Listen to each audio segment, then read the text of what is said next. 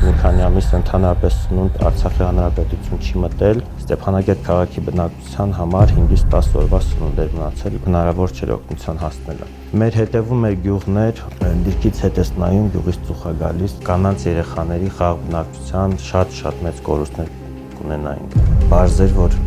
վիճակը լավ չի, չէինք մտածում, որ կարող է 5 կամ 10 օր հետո Արցախում այլևս հայ չմնա։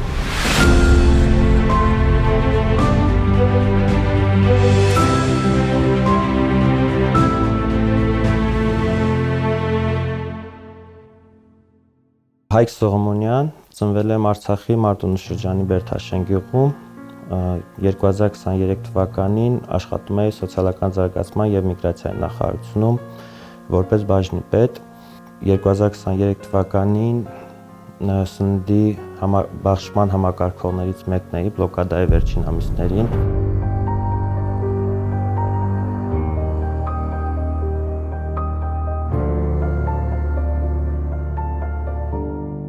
Սկզբնական շրջանում ամենախոցելի խմբերին ենք սկսել բաժանել ու բլոկադայի ընթացքում տարբեր ամիսների նաև բաժանել ենք համարյա թե ամբողջ Արցախի բնակչությանը, որովհետև անկախ նրանից խոցելի խումբ, թե ոչ խոցելի խումբ էր, սննդի պակասություն լրիվ ունեին, որովհետև խանութներում արդեն ոչինչ չկար, վերջին մի քանի ամիս ընդհանրապես սնունդ Արցախի հանրապետություն չի մտել եւ անկախ ամեն ինչից բոլորն են խոցելի խմբի անդամ եղել։ Սկզբնական շրջանում որպես խոցելի խմբեր բաժանել ենք հաշմանդամություն ունեցող մարդկանց, ծանր սոցիալապես անապահով վիճակում գտնվող մարդկանց, հետագայում արդեն խոցելի խմբերի սկսել ենք բաժանել այն ընտանիքներին, ովքեր որ տան ունեն երեխաներ, թոշակառուներ, այսպես համարյա թե չի եղել Արցախում ընտանիք, որը նախարարության կողմից բաժանվող հումանիտար օգնությունից օգտված չլինի։ Բայց այդ ամենը եղել է շատ քիչ, ամեն դեպքում ինքը հնարավոր չէր, որպեսզի կարողանա լրիվությամբ բավարարել մարդկանց պահանջները։ Մարդիկ, ովքեր վիդեոներ են նկարահանել պահեստներից որոշակի, որտեղ իբրև սնունդ կար, ու այդ սնունդը ներկայացրել են որպես, որ Արցախում սնունդ կար, պրոստը ժողովրդին չեն բաժանել, ինչ-ինչ պատճառներով, այդ ամեն իրականությանը չէր համապատասխանում։ Այդ ամեն ինչը սեպտեմբերի 19-ի սկսված պատերազմի ավարտից հետո Հայաստանի եւ տարածքից եւ Աղդամում կանգնած բեռնատարների սնունդն է եղել, որ այդպես բերել թափել են պահեստներում ու որն էլ արդեն համարյա թե չի հաջողվել բաժանել, մենակ այն ամենը դրանց մեջ, որը արագ պատրաստվող էր կամ ճանապարհին կարող են ուտել, վերջին իրադարձությունների ժամանակ այդ ամեն ինչն ենք բաժանել հրապարակներում կամ խաղապահների մոտ ապաստանած մարդկանց։ Պատերազմը սկսելուց 1-2 օր առաջ բանակի պահեստներում արկա համարյա թե ամբողջ սնունդը վերցրել էինք, որպեսզի այդ նույնպես բաժանեինք եւ պատերազմը սկսելու օրը ժամը 4-ին պիտի սկսեինք բաժանումը։ Արդեն եղել են կշռված, փաթեթավորված տոպրակների մեջ, որը պիտի բաժանեինք եւ պատերազմը սկսելու պատճառով այդպես է չի հաջողվել։ Սկզբից, որ բաժանում էինք, մեկ պայուսակի մեջ մինչև 10-15 կիլոգրամ սնունդ էինք տալիս, վերջին անգամ, որ պայուսակները սարքել ենք 2-ից 3 կիլոգրամանոց, որովհետև սնունդ ընդհանրապես չէր մնացել։ Տոպրակների մեջ եղել է նպարեղեն, ձավարեղեն, սկզբնական շրջանում ձեթ, պեսոկ, աղ եւ այլն, բայց վերջում արդեն ամեն ինչը լրիվությամբ վերջացել էր, ձեթ ընդհանրապես չկար, որոշակի քանակի ձեթ, որը Արցախում արտադրվում էր, որը հայտնի կտավհատի ձեթն էր, ինքը որպես բուժիչ ձեթ էր, բայց դե ճաշ պատրաստելու համար ոչ հարմար, այսինքն կտավհատի ձեթը պիտի օգտագործես սառը վիճակում, ոչ թե ճաշի մեջ, ու վերջին այդ ձեթն էլ էինք բաժանում ու երևի թե այդ փաթեթներն բաժանելուց հետո ընդհանրապես սնունդ Արցախում չէր լինի։ Եթե պատերազմը չսկսեր, այսպես ասեմ, գյուղերում, եթե որոշակի կարող էին դիմանալ,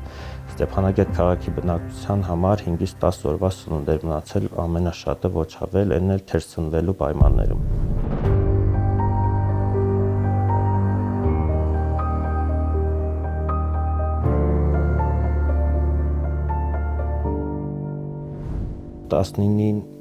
Օրը սկսելու ժամանակ եղել եմ սոցիալնախարարության պահեստներում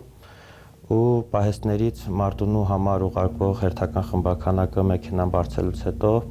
եկանք նախարարության շենք, որպեսզի փաստաթղթերն էլ հետ ուղարկենք ու հենց փաստաթղթերի կազմելու ժամանակ սկսվեց պատերազմը։ Նախարարությունում աշխատող կանանց եւ այդ ընթացքում նախարարության շենքում գտնվող քաղաքացիներին բոլորին տեղափոխեցինք Նարեկացի համալսարանի նկուղ, որտեղ նախարարությունը նկուղ չուներ։ Դրանից հետո արագ դուրս եկա նախարարությունից, դպրոց գնացի, 10-րդ դպրոց, քույրս այնտեղ էր աշխատում, գնացի, որ տեսնեմ այնտեղ է թե չէ, հասա այնտեղ, ասացին, որ բոլոր երեխաներին տուն է ուղարկել ու ինքն էլ արդեն տուն գնացել։ Գնացի տուն, շորերս փոխեցի, հագահամազգեստս,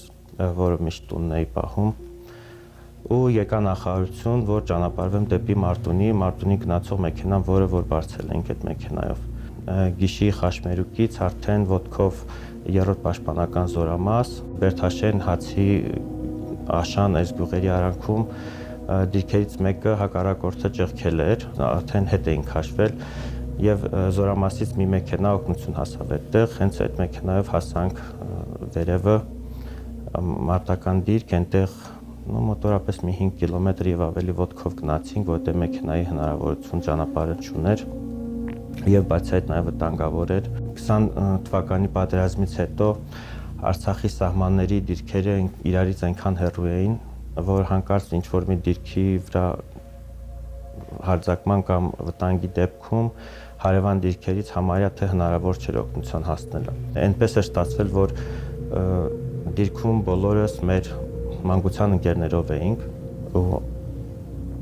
ամենավատ բանը, որ միշտ մտածել ենք այդ ընթացքում, դա եղել այն, որ եթե հանկարծ ինչ որ մեկը վիրավորվեր, հնարավոր չէր հանել կամ հանելու ընթացքում հանողները անպայման պիտի որ նորից կամ վիրավորվեին կամ զոհվեին։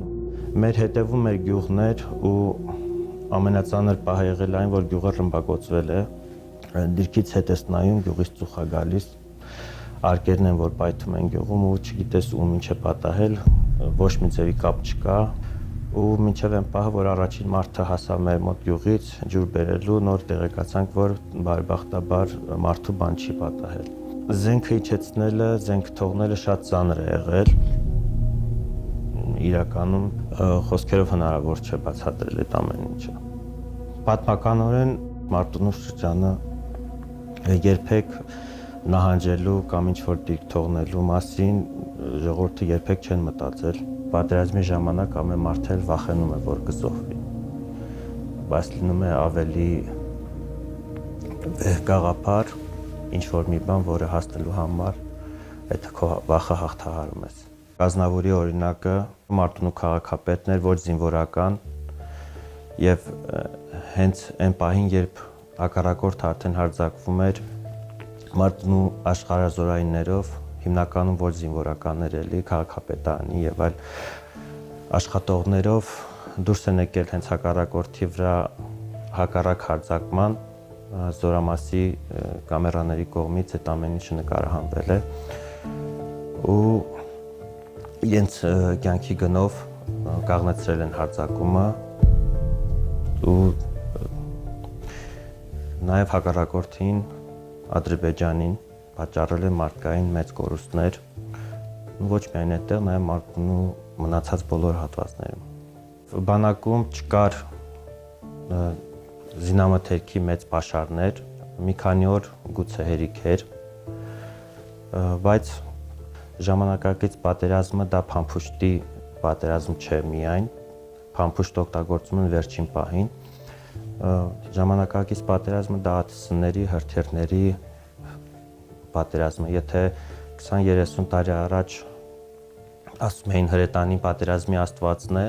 այսինքն հրետանին էր վճռորոշ դերը, հիմա արդեն ԱԹՍ-ները, հրթիռները եւ լիմանատիպ մնացած ամեն ինչն էին պատերազմի ելքը վճռում։ Ու դրանց պակասությունը չափից շատ կար Արցախում, դա լոկ հրացանները կամ ավտոմատները չէին, որ պիտի պատերազմի ելքը վճռեին։ Պատերազմը կարելի էր շարունակել, բայց խաղաղ բնակչության մեծ զոհերի գնով։ Հենց Պատերազմը սկսելու օրն էլ առաջին հարված իրենց զգացել են Արցախի երեխաները, առաջին զոհերից մեկը երեխաներն էին, եւ մի քանի օր շարունակվելու դեպքում այդ ամեն ինչը կշարունակվեր, այսինքն կշարունակվեր մի բարձ պատճառով ցավալին կլներ այն, որ կանանց երեխաների խաղ բնակչության շատ մեծ կորուստներ կունենայինք։ Վճռված էր պատերազմի ելք, որտեղ 4 կողմից շրջապատված, չունենալով սնունդ, չունենալով դեղորայք, չունենալով դիզվառելիք,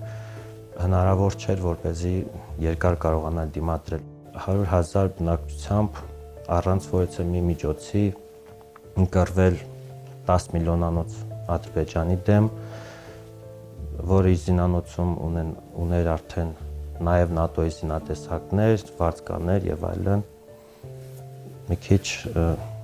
ֆիլմի ժանրից կլներ արդեն մնացած ամեն ինչ։ Այն ժամանակ, որ բարձրացել ենք մարտական դիրք, չեն գնացել այն մտածելով, որ ելքը այսպեսին պիտի լինի։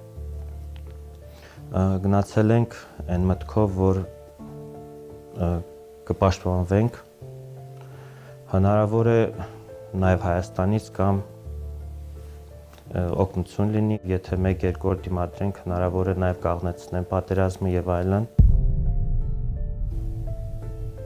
Ու պատերազմի երկրորդ օրն էր,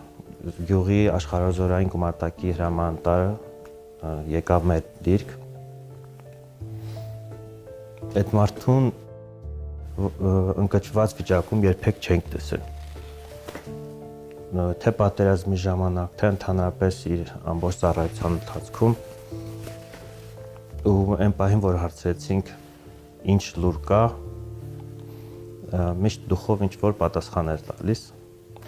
այդ պահին ասաց գարվելու ենք։ Պարզ էր, որ վիճակը լավ չի, ու արդեն պատերազմի հենց ավարտից հետո ենք մենք իմացել, որ ճանապարհները լրիվությամբ փակվել են, որ Մարտունու Ստեփանակերտ կապը չկա, Սարի վրա տեղակայված մեր դիրքում, մենք տեսնում ենք ընդամենը մեր դիմացը, չգիտենք թե աշխարհում ու մեր շուրջը ինչ է կատարվում։ Մարտունի Ստեփանակերտ ճանապարհը փակ էր, առաջին շարասյունը, որը եկավ Ստեփանակերտ, այդ շարասյունով եկա Ստեփանակերտ, մեր ընտանիքը բաժանված էր այդ ընթացքում երկու մասի, մի մասը Ստեփանակերտում ենք, մի մասը գյուղում, եւ եկա Ստեփանակերտ, որպեսզի նաեւ նախարարությունում այն աշխատանքը, որը անում էի, կիսատ թողած շարունակեմ։ Երբ եկանք Ստեփանակերտ, սոցիալ նախարար Վահրամ Առաքելյանը զանգեց մեզ բոլորիս, տղամարդկանց բոլորին հրավիրեց նախարարություն։ Գնացինք ու առաջին քայլերը կատարում էինք պատերազմի ժամանակ զոհված զինծառայողների կամ զոհված մարդկանց ընտանիքի անդամներին ու դիակները եւ Ստեփանակերտում ուղարկավորելու, ով ցանկություններ այդտեղ եւ նաեւ ով ցանկանում էր տեղափոխել Հայաստան, այդ ամեն ինչի կազմակերպմամբ ընտանիքներին դիզվառելիք տրամադրելով եւ այլն, այդ օրերին դեռևս